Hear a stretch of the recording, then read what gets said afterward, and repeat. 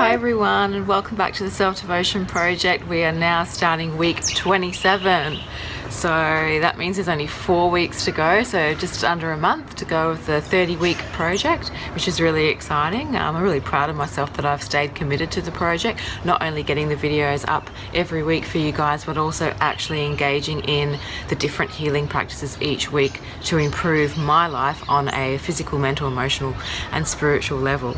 I'll give you a bit of a summary about all of that at the end of the project, but for now let's continue on as normal. Last week, week 26, was all about mindfulness. I even taught you guys a mindfulness technique called 5 things, which I've been using myself. Actually, it's interesting that I made this week last week about mindfulness because I have had a few little episodes of anxiety crop up again. So I mean, I'm prone to suffering anxiety, I always have, but for probably years now I couldn't say that I've had episodes where anxiety's really risen up, but in this past week it actually did on 2 occasions. I had the feeling sort of where you're starting to feel a little bit overwhelmed, even a little bit nauseous, where you feel like you want to leave a situation. But using the mindfulness and the deep breathing as well, I reckon it probably only lasted 5 minutes or less on both occasions that I experienced anxiety in the past week.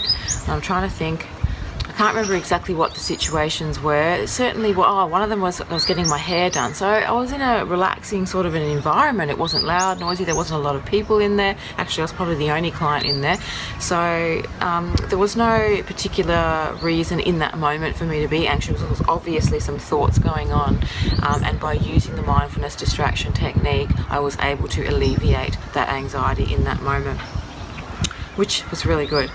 So anyway, moving on, week 27 is going to be all about our romantic relationships, and specifically I'm going to be talking about love languages.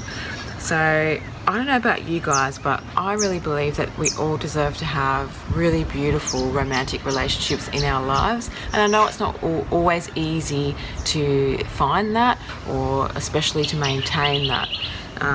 Me personally have gone through quite a lot with my husband. I call our relationship a backwards relationship because it seems to get better, stronger, more intimate, more connected as the years go by. So in the beginning I had a lot of uncertainty due to my commitment issues. Always thought my husband was a fantastic man, and he is the most amazing man. I wish every woman could have a man like my husband. But yeah, it took me a lot of time to believe and trust in, you know, a relationship lasting. I think I was always afraid of people leaving me.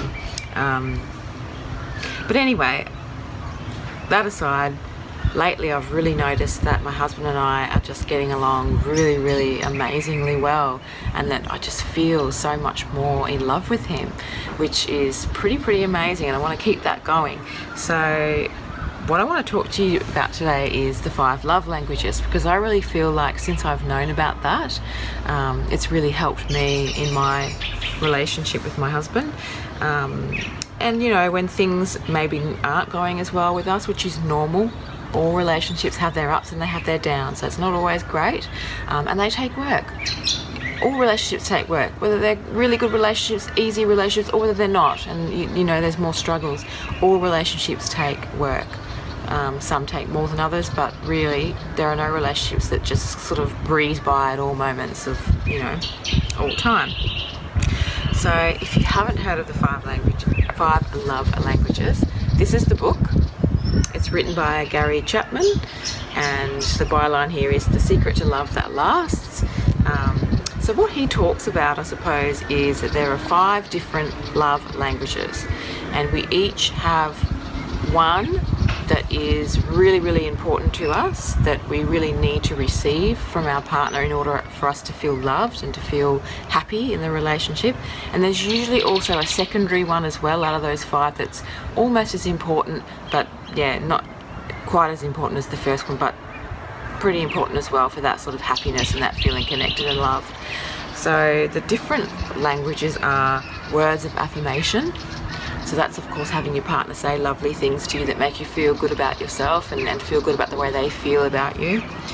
Quality time, so that's pretty self-explanatory, that you get that time together to spend together. Gifts, so some people really like receiving gifts that makes them feel loved and appreciated. Acts of service is another one, so that's when your partner does a lot of things for you. That's actually my primary one. Yeah, so I love it when my partner does things for me, like cooks me dinner, cleans the house, drives me somewhere if I don't want to feel like driving, like Brisbane. I hate driving in the city. So those sorts of things. And the last one is physical touch. So some people really appreciate and need that physical touch to feel loved and appreciated and connected and happy and all of those things. So the really cool thing about this is that you can actually go online. I think it's just www.5lovelanguages, but if you just Google the 5 love languages, you will find it. And there is actually a questionnaire on the website that you can do, and your partner can do as well, so that you can discover what your love languages are and what their love languages are. Because once you know what that person really needs, then you're able to give those things to them, and vice versa. So that being in love and having a good relationship, a good stable relationship, is all about giving and receiving of love. It can't just be giving and it can't just be receiving. It has to be an equal measure, an equal share of those two sides. So if you're able to discover what it is that you really need and what they really need, and you can talk about it together, then imagine what you could do for your relationship. If you've got time to read the book, I highly recommend it. But even just getting onto the website and doing the questionnaire and trying to implement some of those things yourself will make remarkable differences in your relationship.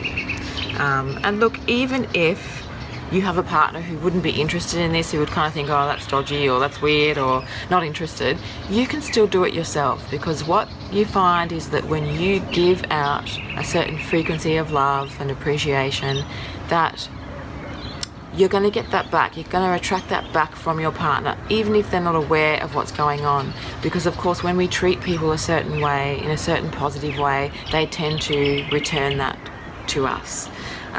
So it's worth doing, even if it's just coming from one side. So with this week's technique of the week being all about relationships, romantic relationships, and in particular the 5 love languages, I am going to make a very conscious effort to give my partner the things that he needs in order to feel loved and secure and happy in the relationship. And he's also going to get involved in this as well. And oh, there goes the camera. I knew that was going to happen. He's going to also be involved in this technique of the week with me and be giving me the things that I need also. So yeah, I guess that's pretty much it for this week. It's all about giving and receiving love, improving our romantic relationships, and just realizing, that we have the power. We really truly have the power to determine how our relationships are going to feel, how they're going to be, all of those things. It's in our control. It's in our control and in our partner's control.